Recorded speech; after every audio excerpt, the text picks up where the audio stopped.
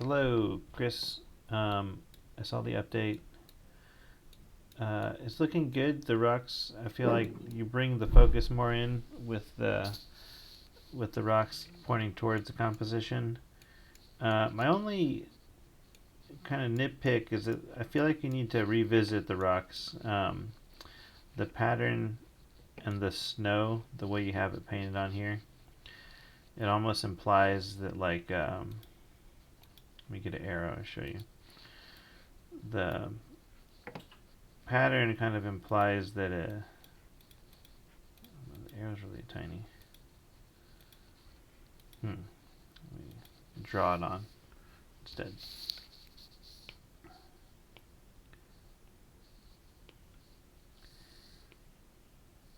Oh, it's really tiny. Okay, hold on. I'm gonna have to rescale everything for you. I'm gonna take this whole thing and just rescale it for you.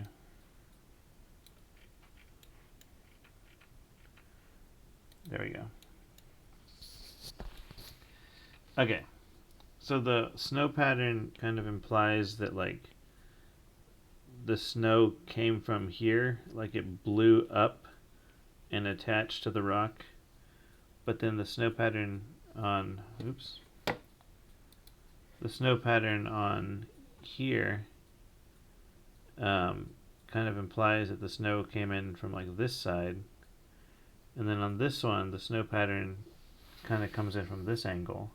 So you got these kind of different patterns of snow on the rocks, and I feel like these rocks haven't been really informed by references of real rocks. So I got you a bunch of rocks here.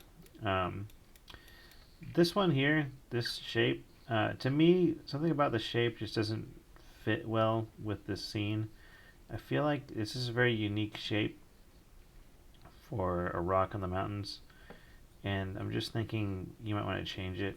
It stands out as the only rock the same in that shape, so you might want to just kind of get rid of that one and just change it to match one of these shapes. I tried finding a reference with rocks with that shape, but you'll notice that when they have that long shape, there's other rocks that have that same shape around. So it's kind of like you need to repeat those shapes for it to make sense and be believable. Like in this scene, there's 1, 2, 3, 4, 5, 6, 7, 8. Like there's a bunch of rocks that have that same shape, but in your scene, it's just the one, and I feel like it makes it looks weird to me. So I think you need to change that. And then if you'll notice the snow patterns on these rocks, the snow accumulates in the middle because the rocks can't capture the snow on a typical day. So you'll see the snow is falling from the sky and then collecting in these crevices here. You got some snow on top of rocks on this one, but you'll notice it's all coming from the top, right? Because the snow comes down from the sky, accumulates on the top, and then it kind of falls off these sides here and accumulates to the bottom. So, and again here, snow's on the top of the rocks. Similar here. So that's kind of what you would need to do. You need to probably go in and reference some of these rocks. Like take a look at this one here, this gray rock with the white on top, and just apply that look here. You're gonna get let's get a color here. Let's get a gray. You're gonna get a gray and fill in the rock space, and then you get your white on top, and maybe just have the white on top like that. Maybe there's another little part that has it, and then down here the snow accumulates at the bottom like we saw in the references. something more like that, I think works better.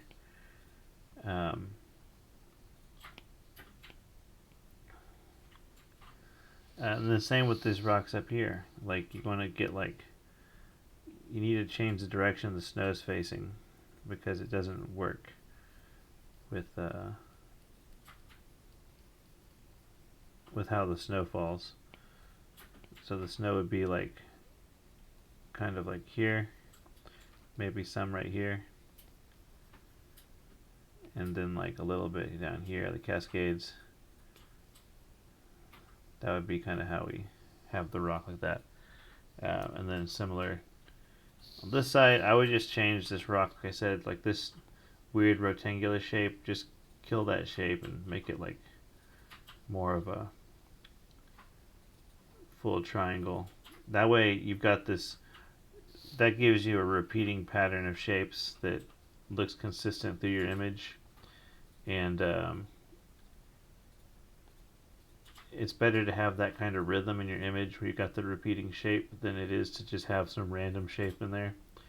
You got to think about it like it's not, you're not taking a photograph of actual rocks, you're designing the rocks, and so you need to like think about how that should look, and you kind of like got to cheat it a little bit. Like you want those shapes to kind of repeat. You got 3 shapes. The only other thing to consider is that, like this rock here, you might want to throw in better hierarchy. So, where's my brush? So this rock here could be like a really big rock. You could probably have it come up like further. This would be like the biggest rock.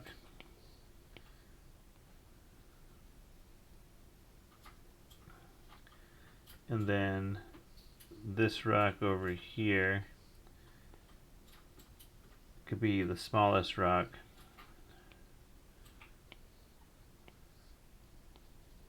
So maybe trim this down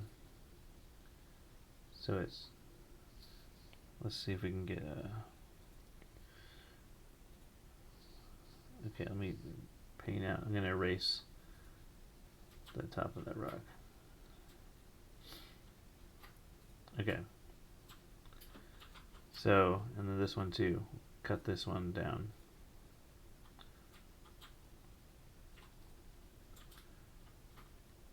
Because that way it gives you big, medium, small, and you always want that hierarchy when you can get it big, medium, small. This is the smallest rock. It's got some snow on it. Maybe some bits of the rock peek out here. So that's that way you got big, medium, small, and you can kind of, if we zoom out here, oh, I gotta get my mouse. You can start seeing the before and after. Let me get this, copy paste. Of course, it copied with everything on it. Let me erase this stuff.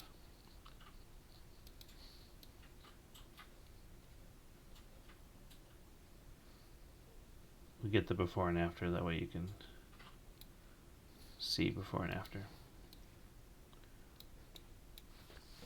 You see how the changing the shape hierarchy gives you a more interesting like flow visually. You got this big shape that kind of frames the shot, and then this little shape gives some more breathing room.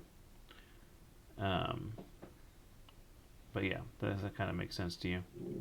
The only other thing I want to give you a heads up about is that I feel like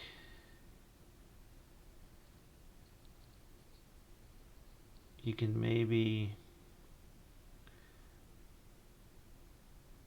do a little bit more rendering on the bore. I noticed you got the line still on there, so you probably need to clean him up more. And then I think with the hair, you might be able to do more of like a hairbrush to blend that better. But yeah, give me the next update and I'll give you a more in-depth paint over in Photoshop. But these are the immediate things that are standing out to me. These rocks are kind of like distracting me. And then finish up the bore more. And then we can talk about little fixes, just little fixes you can do. You might consider also changing the color of his face, just because it blends in with the background a lot. It just doesn't, like from zoomed out you don't see him really. I know you want him to be like of the mountain, but in terms of this image it's kind of hard to see who he is. So you might also want to consider the snow. The snow reflects light because it's white. So you'll probably have like this kind of a bluish tone here that's coming from the snow. You'll probably have some of that bouncing off of this side of him. You got this bounce light that kind of highlights him a little bit.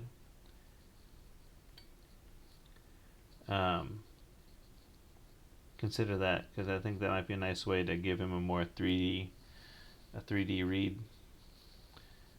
And also you'd have it reflecting off the side of the helmet. So yeah, consider that. You might want to add that in because I think that could really make him pop. Yeah, you might want to change his face. That's the only thing. It's just because it's like we're losing it in the background here. Like it's hard to see it. That's it. That's all I got for you. So good luck updating that, and I will talk to you later.